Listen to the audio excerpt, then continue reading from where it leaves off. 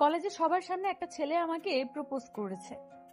অবশ্য ছেলেটাকে আমি চিনি, আমার ফ্রেন্ড রবিন রায়হান। এতদিন ফ্রেন্ড হিসাবে আমার সঙ্গে ছিল, কিন্তু আজ ও আমাকে সবার সামনে এভাবে প্রপোজ করেছে।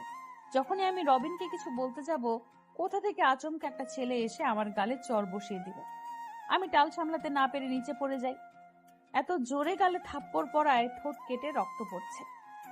আমার গায়ে কোনো দিন কেউ হাত তোলেনি, আজ প্রথম কেউ আমাকে মেরেছে। তাই কান্নাটা আর আটকে রাখতে পারলাম না, কোনো আওয়াজ ছাড়াই কেঁদে উঠলাম। হাত দিয়ে কান্না মুছতে মুছতে চারদিকে একবার তাকালাম। সবাই কেমন জানি ওই ছেলেটার দিকে তাকিয়ে, আবার আমিও ছেলেটাকে পর্যবেক্ষণ করছি।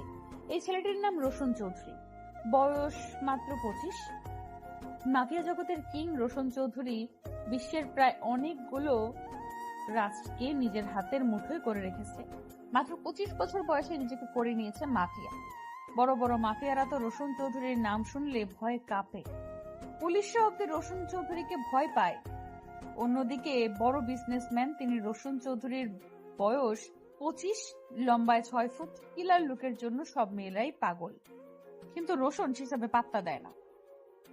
রোশনের ফর্সা গায়ের রং, চুলগুলো ঘন সিল্কি কালো, চোখের মনি হালকা নীল, এমন খুব